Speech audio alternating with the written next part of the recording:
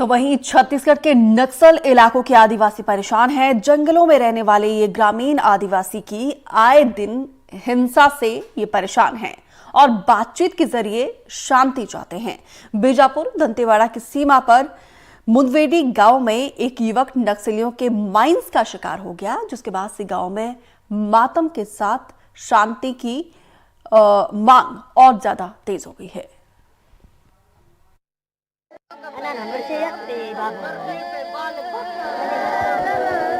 हमें पता है कि मौत पर पसरा ये मातम आपको परेशान करेगा।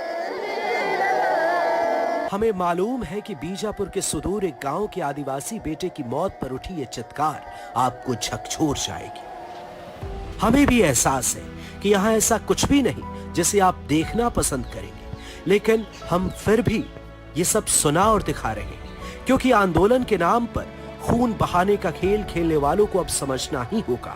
समझना होगा कि उनकी करतूतों ने कैसे उन्हीं आदिवासियों के जीवन को नर्क बना दिया है, जिनकी लड़ाई लड़ने का वे दम्भ भरते हैं, जो माओवाद के नाम पर अपने ही देश और देश के कानूनों को चुनौती देते हैं। बहरहाल ये मातम गड़िया कुंजाम नाम के एक युवक की मौत पर है, जो माओवादियों की ही बिछाई साजिश का शिकार हो गए। बीजापुर दंतेवाड़ा के सरहदी इलाके में बसे मुदवेडी गांव से एक दर्दनाक खबर निकल कर आई। खबर ये है कि 20 अप्रैल 2024 को गांव का ही एक युवक गड़िया कुंजाम गांव से करीब 500 मीटर की दूरी पर स्थित पहाड़ वनोपज के संग्रहण के लिए गया हुआ था और इसी दौरान माओवादियों के लगाए प्रेशर आईडी की चपेट में आकर वो बुरी तरह जख्मी हो गया। गड़िया कुंजाम अपने 10 साथियों के साथ, गांव के करीब 10-11 ग्रामीणों के साथ उस इलाके में गया हुआ था। धमाके की जैसे ही आवाज़ आई तो आसपास सारे ग्रामीण जो है वापस अपने घर लौट आए और 21 तारीख की सुबह देखते हैं कि गड़िया कुंजाम अपने घर पे नहीं है। तो ग्रामीण गड़िया कुंजाम को तलाशने के लिए पहाड़ जाते हैं और जहां वो अधमरी हालत में ग्रामीणों को मिलता है और फिर उसको वहां से गाँव तक ले आते हैं और इसी दौरान गड़िया कुंजाम की दर्दनाक मौत हो जाती है। बीजापुर दंतेवाड़ा की सीमा पर घटी इस त्रासदी के बाद एक बार फिर सवाल वही है कि माओवादियों ने जो बंदूक उठा रखी है उसका अंजाम क्या यही है, और ऐसा है तो कब तक है? माओवादियों के लैंड माइंस क्या भोले भाले आदिवासियों की जीवन की कुर्बानी का इंतजार कर रहे? ऐसे तमाम सवाल अब खुद इन्हीं जंगलों में रहने वाले आदिवासियों को झकझोर रहे और वे आए दिन की हिंसा से निजात की आवाज उठाने भी लगे। जंगल से संदेश साफ है और ये संदेश माओवादियों के लिए। इस मौत से करीब 4 माह पहले ही इसी मुदवेडी गांव से एक और दर्दनाक खबर निकलकर आई। वो ये है कि गड़िया कुंजाम की बांजी, जिसकी उम्र 6 माह थी, अपनी मां की गोद में दूध पी रही थी आंगन में बैठकर और इसी दौरान जो है पुलिस और माओवादियों के बीच मुठभेड़ हुई। इस मुठभेड़ में बंदूक से निकली एक गोली ने मंगली की मां की उंगलियों को चीरते हुए मंगली के सीने को चीरते हुए निकल गई, जिसमें मंगली की दर्दनाक मौत हो गई। दिल दहला देने वाली इन खबरों के बाद अब ग्रामीण जो है शांति की मांग कर रहे हैं दोनों ही तरफ से। ये गुस्सा, ये गुहार वाजिब है, क्योंकि इन वनवासियों की त्रासदी की दास्तां मामूली नहीं है।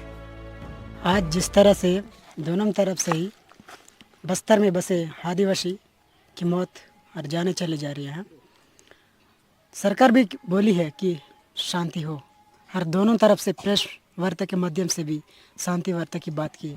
हम लोगों ने भी आपको टीवी चैनल के माध्यम से सुने हैं।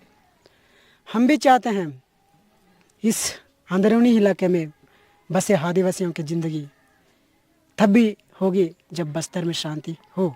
हम सरकार से भी निवेदन करते हैं कि ये शांति वार्ता को जल्दी से जल्दी बहाल करें। हालांकि हथियार छोड़ बातचीत और शांति की वकालत करते इन ग्रामीणों के पास सरकार और सिस्टम के लिए भी नसीहत है, जो उन्हें भी जरूर सुननी और समझनी चाहिए।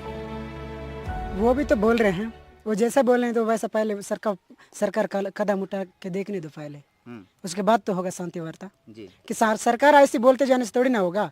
बोलो वीडियो के कॉन्फ्रेंस के माध्यम से थोड़ी ना होगा। वो भी तो कुछ हिंसा नहीं, तभी तो होगा शांति वार्ता।